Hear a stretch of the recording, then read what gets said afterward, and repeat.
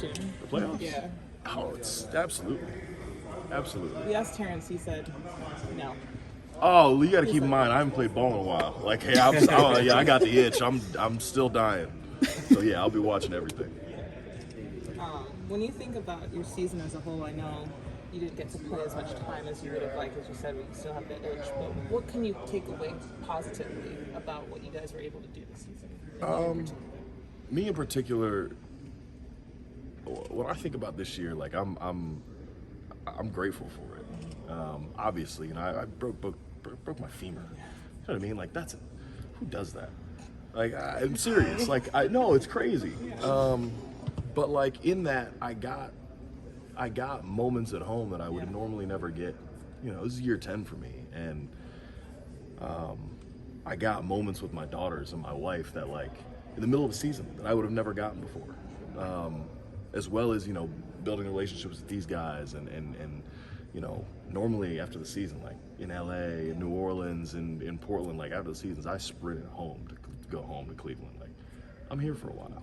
We're in no rush to go anywhere. I love Atlanta. I love the guys. This year has been up and down, but I'm grateful for it because it allowed me some moments that I wouldn't have gotten normally. So did your family move down here this season to be closer to you? Yeah, they're here with me.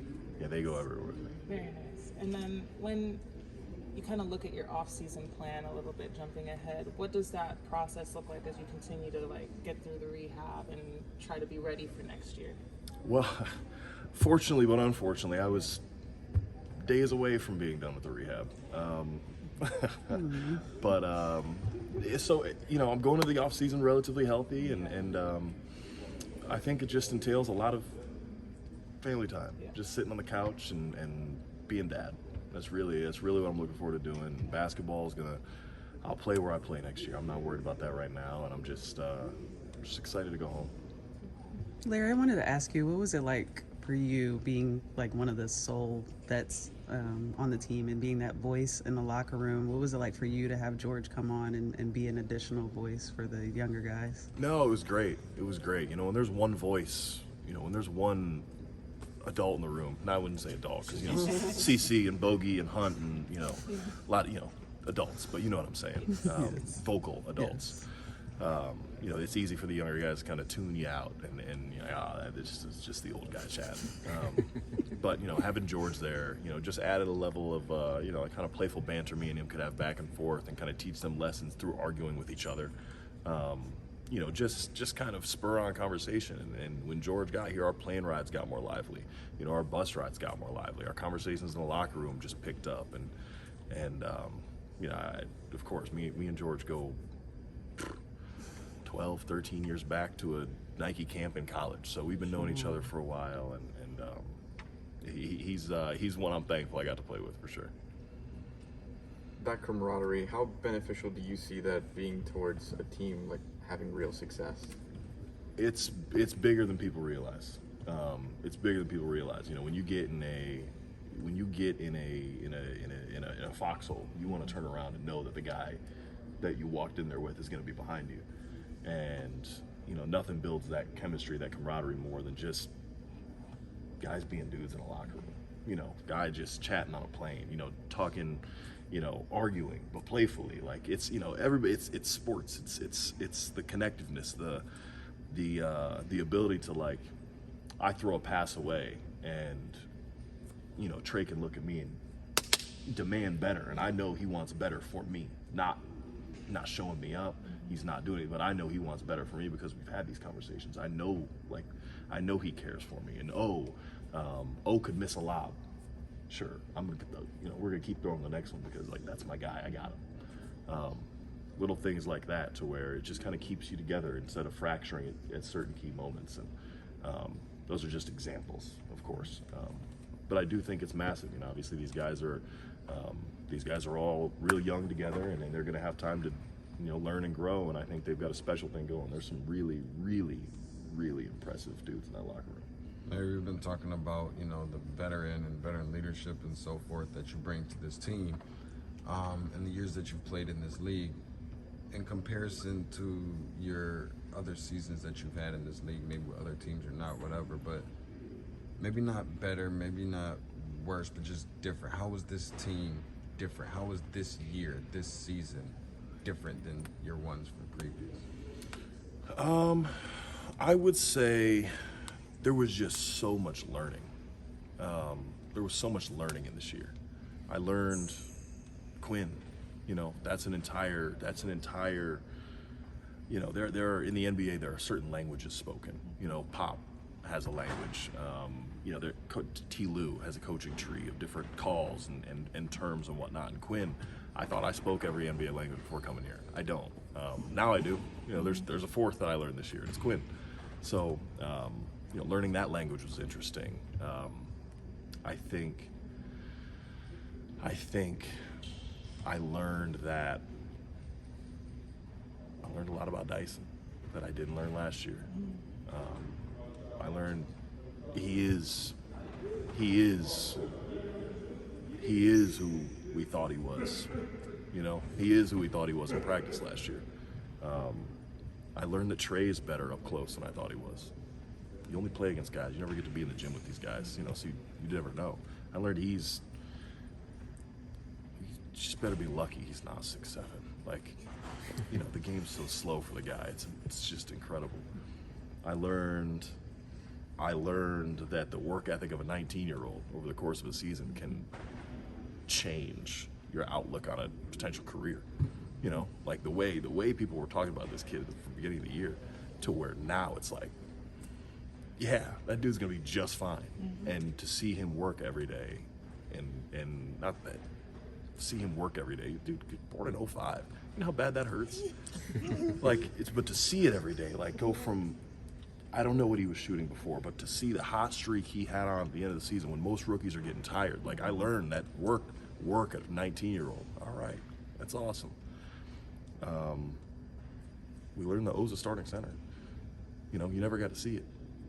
I learned that I like leading a whole lot more than I had really thought. You know, I had never been the old guy. Now I'm the old guy, and I really enjoy it. I've gotten to learn a lot. Like I said, I've enjoyed Atlanta, but this place, whether I'm here or not, is a bright future. Did you have a vision of what a vet is supposed to look like before coming here, and did that change any time this season of what you think a vet is supposed to look like, how they're supposed to talk and things of that sort? One of the biggest things that I think we as players see and pick up on faster than most is it's part of my language, if you're bullshitting, we see right through you. You know, so I think a vet or anybody in a locker room there's no right answer for that. I'm different. I look and sound different than the vets that I had. You know, my vets were, you know, I had Roy Hibbert, Lou Will, Nick Young, Brandon Bass, and Kobe out in LA. Like, I'm not any of them.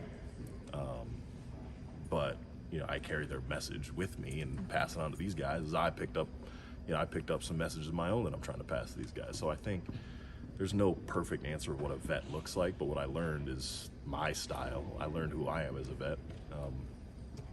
Kind of cool.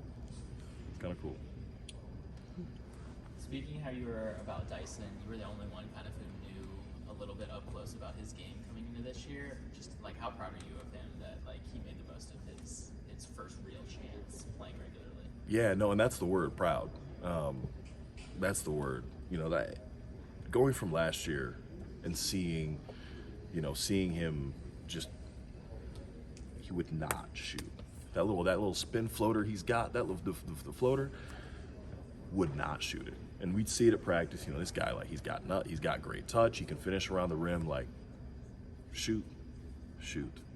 And of course, you know, we had Herb in New Orleans, so it's hard. You know, that's a hard person to get in over when you've got a elite defender sitting behind and another elite defender. So it was tough. But, you know, in practice, if Herb wasn't on one team, Dyson was on the other, and defensively we had to steer away from both of them. So we knew Dice was, you know, he had the intangibles to be a quality defender, but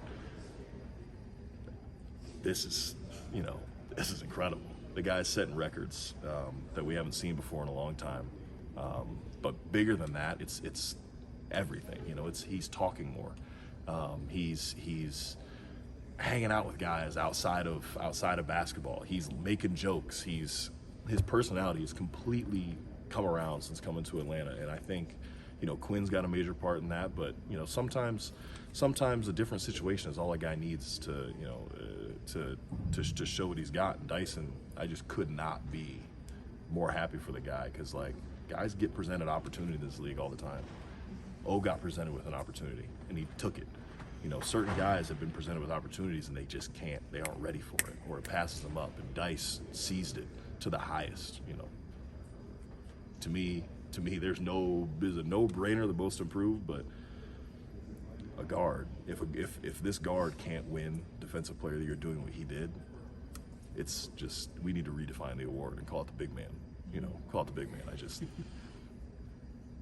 The kid is special and he's going to continue to be so. Is there a particular, like, I don't know if it's necessarily like attribute or characteristic about this team that maybe we don't see on the outside as media members or Hawks Nation diehard fan bases and what have you?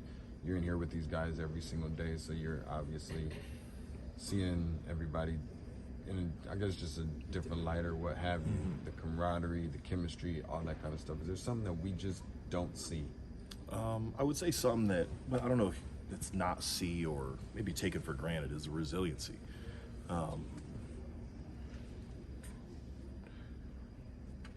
You keep in mind, these guys are all super close, right?